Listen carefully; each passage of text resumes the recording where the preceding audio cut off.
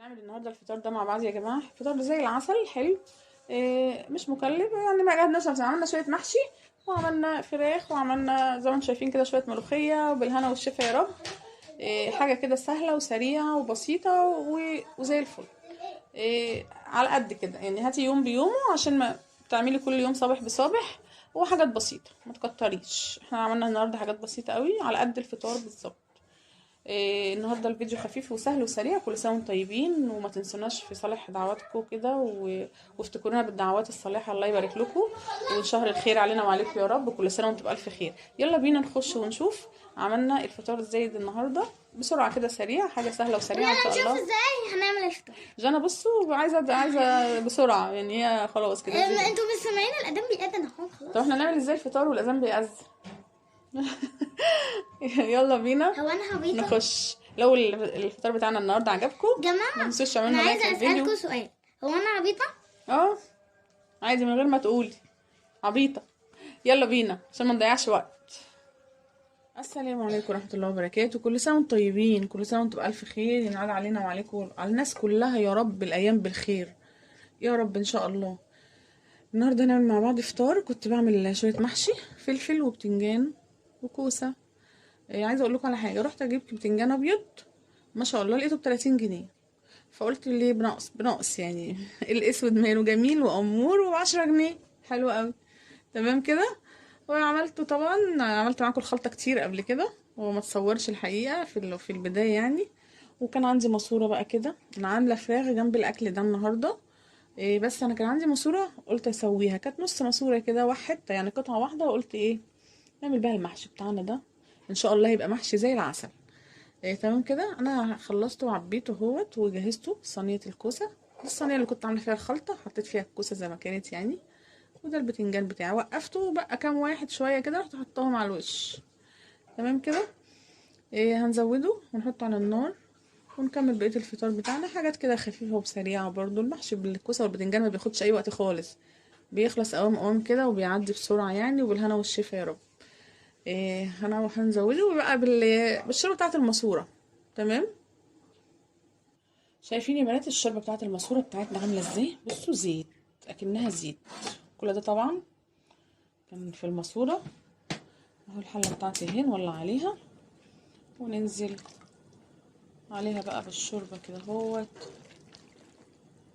تبقى زي العسل اكننا بالظبط عاملين المحشي ده بالكوارع النهارده. ولا كوارع ولا حاجه. حبه حته الماسوره دي هتخليه ايه قمر.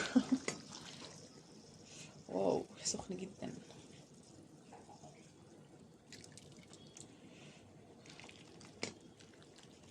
اهو كده خلاص كده زي الفل.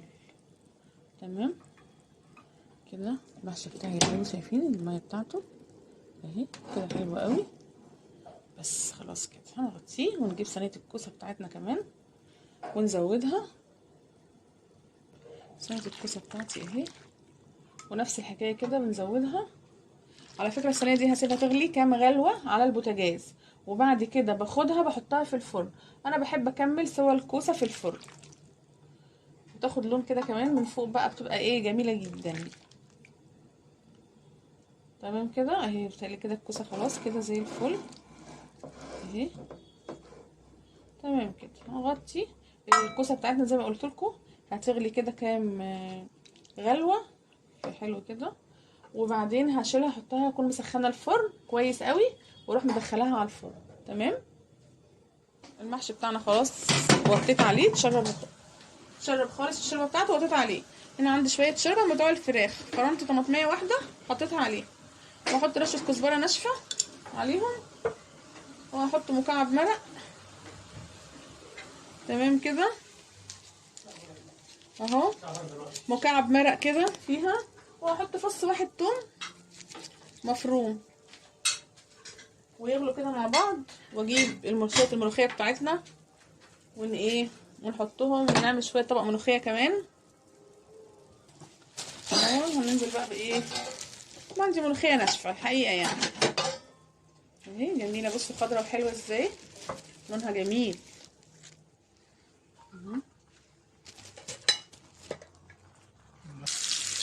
اهي الملوخيه بتاعتي بتغلي. خد الثوم بتاعي تمام كده. الثوم برضو هحطه بس عشان كان في الفريزر، وهحط برضو ربع معلقه كزبره ناشفه عليه. تمام. الملوخيه بتاعتي بتغلي كام غلوه وبطفي على طول عليها، ما بسيبهاش كتير. على فكره الملوخيه ترقد منك لو سبتيها تغلي زيادة عن اللازم على النار، متسيبهاش تغلي كتير علشان ما ترقدش منك.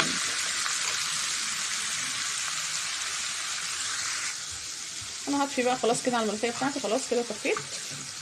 ودي التومه بالكزبره الناشفه بتاعتنا اهي كده قوام كده. بصوا حاجه كده زي العسل.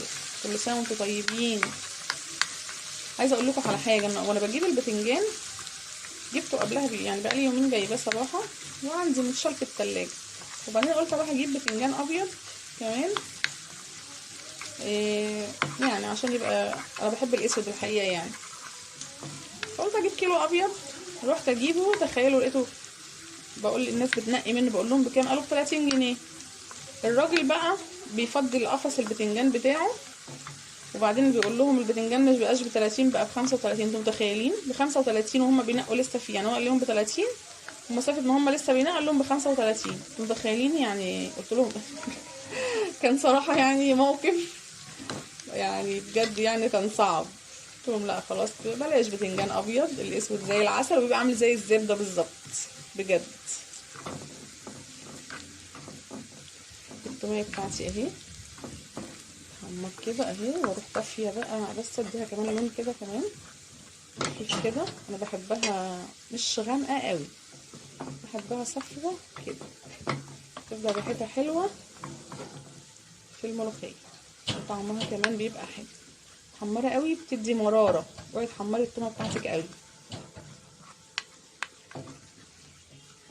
اهي. اللون الجميل ده بقى، بصوا اللون الحلو ده، اللون الاصفر الجميل ده بحبها كده. ما بحبش اللون الغامق قوي. مضطره افصل على ما احطها على الفطار بتاعنا اهو يا بنات. الف هنا والشفا يا رب للي هياكلوه. حاجه زي العسل زي الفل، بالهنا والشفا يا رب. ايه رايكم؟ حاجه كده سريعه وسهله وما تكلفناش حاجه، ولا جبت بتنجان ب 35 جنيه ولا ب 30 جنيه. على فكره انا بحب جدا جدا البتنجان الابيض بجد والله. طعمه بيبقى البتنجان الاسود بجد والله بحبه، بيبقى عامل زي الزبده كده بالظبط. والله لا بجد. ومشينا الدنيا. ومش هجيب طبعا ب 30 جنيه، محدش يعمل كده خالص طبعا. اوعوا تعملوا كده. ما ينفعش نيجي على نفسنا ونجهد نفسنا، كنا نمشي على قدنا يا جماعه. يا رب يكون ان شاء الله الفيديو بتاعي عجبكم ويكونوا استفدتوا. وكل سنة وانتوا طيبين وافطار هنيء. الفطار هنيء. جنى على فكره مستعجله عشان المغرب بتأذن اصلا. انا جعانه فهيبقى لها وعطشانه حاجه. كل حاجه. بصوا جعانه وعطشانه كل حاجه. احنا بالله. عايزين نعذب جنى شويه ونذنبها شويه قدام الاكل. ليه عشان انتي بتتعلمي الصبر. تعلمي الصبر يا جوجو. يلا كل سنه وانتم طيبين. يلا وكل سنة سلام وانتم بقى، بألف خير. عايزين ناكل. يلا لو الفيديو بتاعي عجبكم ما تنسونيش في الشير شير واللايك. ولايك وسبسكرايب وتفعلوا زر الجرس عشان يوصلكوا كل جديد. واللي اول مره يزوروا قناه النهارده ينزلوا فعلوا يفعلوا الجرس زر عشان يوصل لهم كل جديد. يلا سلام.